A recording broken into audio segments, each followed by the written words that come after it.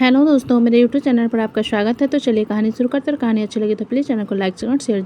जिसकी बात को इग्नोर कर मृत्युंजय उसके होठ पर हल्का से चूम कर बोला, जैसे वैशाली के साथ झगड़ा करके मज़ा आता है वैसे ही तुम्हारे भाई के साथ झगड़ा करके मज़ा आता है। इसलिए तो अब चले नीचे, तुमने डिनर भी नहीं किया है, बहुत ड्रामा हो गया। मृत्युंजय की बात पर महक उसे देखते हुए और मीरा कशिश उसे लेकर चला गया और अब वो लोग वाशिंगटन शिफ्ट हो जाएंगे, मृत्युंजय ने जवाब दिया। जिसे सुनकर महक ने अपना सिर हिला दिया और उसके साथ नीचे की तरफ चलिए जहां सभी लोग डाइनिंग टेबल पर बैठे हुए थे। जिसे देखते हुए मृत्युंजय महक को अपनी कुर्सी पर बैठकर बोला, मैं एंग्री बर्ड से मिलकर आता हूं। इतना कहकर मृत्युंजय अपने कमरे की तरफ चला आया और दरवाज़ा खोलकर जैसे ही अंदर आया तो उसकी आंखें बड़ी हो गई, क्योंकि वहाँ पर जितने भी एंटिक चीज़ें थी सब कुछ ज़मीन पर पड़ी हुई थी और एकांश के हाथ से खून निकल रहा था। जिसे देख मृत्युंजय जल्दी से उसके पास आकर उसके हाथ को पकड़ते हुए बोला, अंश।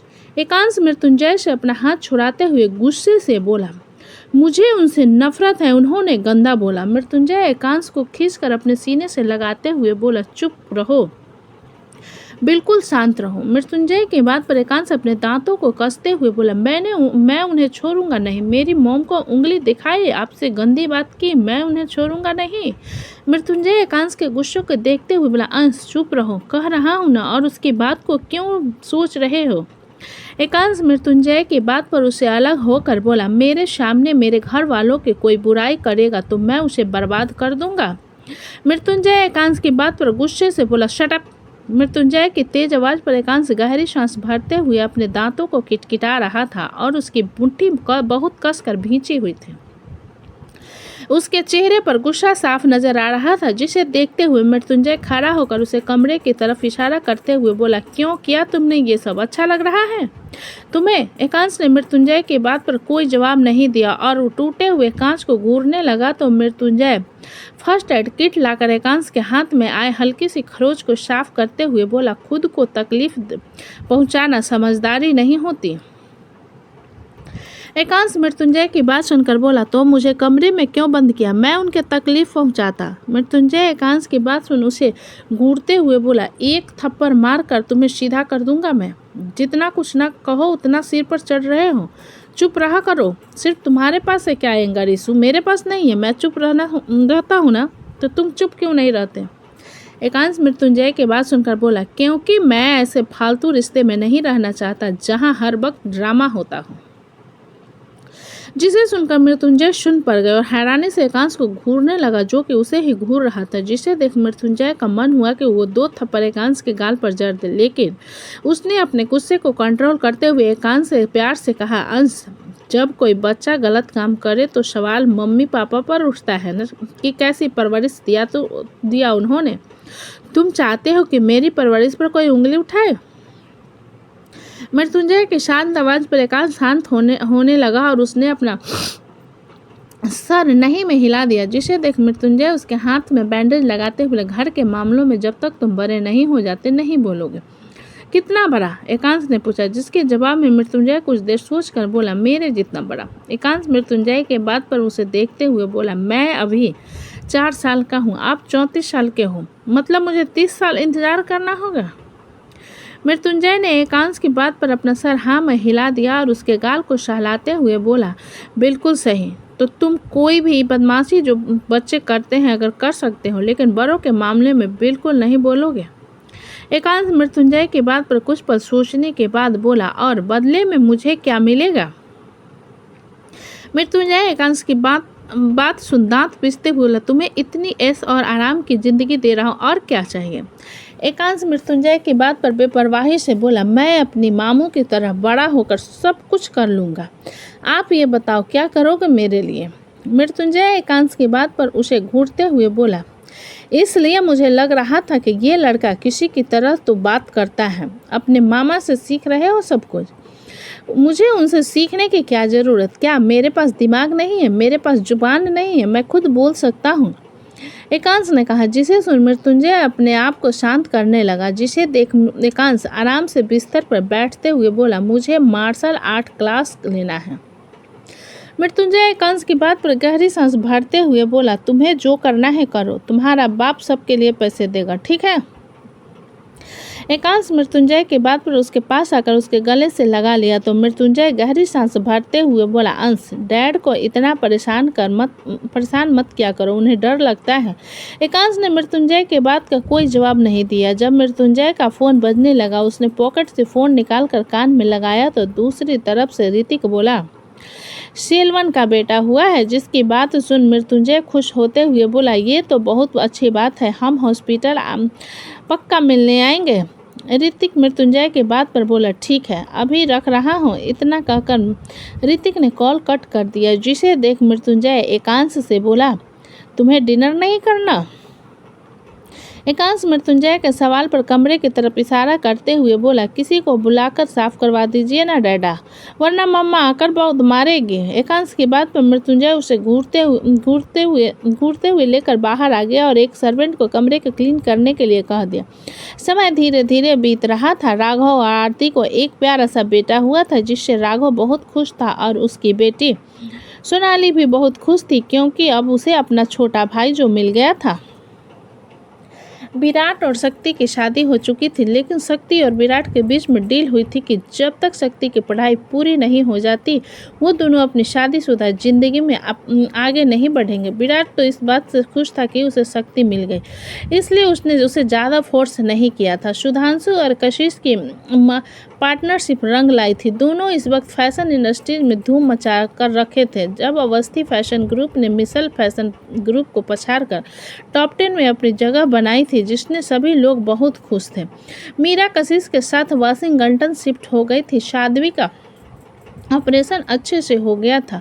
उस वक्त मृत्युंजय ने सुधांशु को बहुत संभाला था, क्योंकि मृत्युंजय राशि और साध्वी में कोई फर्क नहीं ढूंढता। उसके लिए दोनों उसकी भांजी है। इसी तरह पूरे 2 महीने और बीत गए। जब सुधांशु को young businessman of the year के लिए नॉमिनेट किया गया और वो अपनी पूरी फैमिली के साथ ऑडिटोरियम में बैठा हुआ था, मृत्युंजय भी वहां आया था, क्योंकि उसे भी नॉमिनेट किया गया था। सुधांशु और मृत्युंजय एक ही रो में अगल बगल बैठे हुए थे। सुधांशु मृत्युंजय को चेहरे को देखते हुए मुस्कुराकर बोला, इस बार आपको बिजनेसमैन ऑफ द ईयर का ट्रॉफी नहीं मिलेगा, लिख कर ले लीजिए। मृत्युंजय सुधांशु की बात सुनकर एक आह भरते हुए अकर के साथ बोला, मेरे पास already 10 businessman of the year की ट्रॉफी है, इसलिए मुझे और नहीं चाहिए, तुम रख लो। और वैसे भी तुम तो मेरे ही साले हो, तुमसे क्या ही जलन। उन दोनों की बातों को सुनते हुए ध्रुवी धीरे से महक से बोली, लगता है ये दोनों झगड़ा हो रहे हैं। महक मृत्युंजय के चेहरे को देखते हुए ध्रुवी से बोली, लेकिन लगता है इस बार मेरे हस्बैंड जीत रहे हैं, इसलिए उनके चेहरे पर चिढ़ नहीं है। ध्रुवी महक की बात सुनकर मुस्कुरा दी। जब young businessman of the year award के लिए सुधांशु का नाम लिया गया, जिसे सुन मृत्युंजय जोर से ताली बजाने लगा, तो सुधांशु उसकी तरफ घूर कर देखने के बाद अपने बिजनेस सूट के बटन को लगाते हुए उठकर स्टेज पर चला आया। वहां पर जिन्होंने ये प्रोग्राम रखा था, उनके लीडर माइक को पकड़े हुए बोले, this time Sudhanshu Awasthi, who gave a new identity to Avasthi Industries, is given the Young Businessman of the Year trophy for his hard work and new ideas. We will call Mr. Sarang to give it to him. जिनकी बात सुनकर सुधांशु हैरान रह गए। वहीं मृत्युंजय अपने full attitude के साथ अपने कुर्सी से खड़ा होकर स्टेज पर आया और वहां पर रखे बिजनेसमैन ऑफ द ईयर की ट्रॉफी को सुधांशु की तरफ बढ़ा दिया, जिसे सुधांशु लेकर मुस्कुराते हुए मृत्युंजय से हाथ मिलाया, तो मृत्युंजय भी उसे हाथ मिला लिया। होस्ट से माइक लेकर सुधांशु की तरफ बढ़ाते हुए बोला, अपने कामयाबी के लिए 2 शब्द बोलो जो आने वाले नए यंग जनरेशन को मोटिवेट करे। सुधांशु मृत्युंजय के बाद सुन उसके हाथ से माइक लेकर 3 सेकंड चुप रहा, फिर एक नज़र ट्रॉफी की तरफ देखने के बाद बोला, हम समझ नहीं आ रहा क्या कहूँ। जिसे सुन सभी हंसने लगे, तो सुधांशु मुस्कुराते हुए बोला, मुझे ऐसा नहीं है कि यकीन नहीं हो रहा, क्योंकि मेरी भूख ही ऐसी थी कि मुझे एक दिन ये मुकाम जरूर मिलने वाला था। मेरे लिए मेरी कामयाबी की पहली सीढ़ी तब बनी जब मेरे जीजू, फिर मृत्युंजय की तरफ इशारा करते हुए बोला, मिस्टर मृत्युंजय सारंग ने मुझे हर वक्त टॉन्ट मारा। सुधांशु की बात पर मृत्युंजय मुंह बनाकर उसे देखने लगा तो सुधांशु मुस्कुराते हुए मृत्युंजय की तरफ देख कर बोला, अगर मेरे पास 1000 आइडिया भी होते हैं और हाथ में 1 रुपये नहीं होता तो आज मैं यहाँ नहीं होता। लोग किया आसानों को कैसे भूल जाते हैं नहीं पता, लेकिन मैं अपने जीजू के मेरे ऊपर किया इन्वेस्टमेंट को कभी नहीं भूलूंगा। उसके बाद इसे भी ऊपर आते हैं मेरे फादर, जो अब मेरे बीच नहीं रहे, लेकिन उनकी बातें और उनका तजुर्बा मुझे यहाँ पहुँचाने में सबसे ऊंचा है। और मेरे सारे एम्प्लॉयज़, कॉलिग, दोस्त और मेरी फैमिली सभी ने मेरा बहुत साथ दिया। बस मैं इतना ही कहूँगा। इतना कर सुधांशु ने माइक मृत्युंजय की तरफ बढ़ा दिया तो सभी ताली बजाने लगे। जिस पर मृत्युंजय ने माइक होस्ट की तरफ बढ़ा दिया तो सुधांशु नीचे जाने लगा, जिस पर मृत्युंजय उसके बिजनेस सूट को पीछे से पकड़ खींच कर अपनी तरफ अपना हाथ दिखा उसे रोकने को कहकर अपना फ़ोन निकाला तो इसे देखकर सभी लोग हंसने लगे। मृत्युंजय फ़ोन निकालकर सेल्फी लेते हुए सुधांशु से बोला, सामने देखो। सुधांशु मृत्युंजय की बात उसे देखते हुए सामने की तरफ देखने लगा तो मृत्युंजय ने एक सेल्फी लेने के बाद कहा, अब जा सकते हो। सुधांशु मृत्युंजय के बाद सुन मुंह बनाते हुए उसके साथ नीचे आ गया। जब होस्ट अपने हाथ में पकड़े कार्ड को देखते हुए बोले, this time Mrityunjay Sarang was nominated as a successful experienced businessman leader, for which many congratulations to him everyone together. Welcome Mr. Sarang, who is going to get the trophy of best leader of the year, and I want Mr. Sarang here come and take your trophy and say a few words. Host की बात पर मृत्युंजय धीरे से बदबदाते हुए, सीधा नहीं दे सकता था, बार बार चलने के लिए कह रहा है। ये कहते हुए मृत्युंजय खिसियानी मुस्कान के साथ स्टेज पर आया और उसे ट्रॉफी मिला, जिसे लेकर मृत्युंजय एकांश को दिखाने लगा तो एकांश की आंखों में चमक आ गई। जिसे लेने के बाद होस्ट ने मृत्युंजय को माइक दिया तो मृत्युंजय माइक लेकर सब लोगों की तरफ देखते हुए बोला, I feel very happy to know that I am the real owner of this trophy. For this, I am thankful to my brothers and my employees who tolerated me, and I don't want to say anything else. Mrityunjay के बाद पर सब लोग ताली बजाते हुए मुस्कुराने लगे तो मृत्युंजय ट्रॉफी पकड़कर नीचे आया और एकांश की तरफ बढ़ा दिया तो एकांश ने उसे कसकर पकड़ लिया। जिसे पकड़ते हुए एकांश मृत्युंजय से बोला, नेक्स्ट ईयर से ये आपको गिनती शुरू करनी पड़ेगी मेरी ट्रॉफी की। मृत्युंजय एकांश के बाद सुन अपना सर हाँ में हिलाते हुए बोला, I was the topper of my school, topper of my college, along with businessman of the year. I have got medals in every field. I will see the one extent you can complete me Ekansh Sarang. Ekansh Mrityunjay के बाद सुन अपना sir हिलाते हुए full confidence के साथ बोला, challenge expected हम। जिनकी बातों को सुनते हुए सब लोगों ने अपना सर हिला दिया और बाकी फंक्शन को देखने लगे, जहां कई सारे लोग और भी अवार्ड मिल रहे थे। ताज होटल। धैर्य अपनी मीटिंग कंप्लीट कर नीचे पार्किंग लॉट में पहुंचा। जब काशी चिल्लाते उसके पीछे आई। काशी के चिल्लाने पर धैर्य ने सिर घुमाकर उसकी तरफ देखा और काशी को भागते हुए आता पाकर बोला, क्या हो गया? जिसे सुन काशी उसके सामने आकर खड़ी होते हुए बोली, आपने मेरे पापा को समझाया था ना, तो वो मुझे घुमाने के लिए बाहर लेकर गए थे। 1 हफ्ते पहले ही आई हूँ, मिलना चाहती थी आपसे और आज यहाँ पर डिनर के लिए आई थी।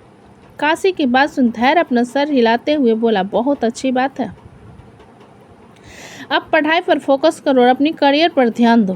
काशी धैर्य की बात सुनकर अपने पैर इधर उधर काटते हुए बोली, बहुत सोचा इस बारे में और जब से आई हूँ बस इसी बारे में सोचे जा रही हूँ।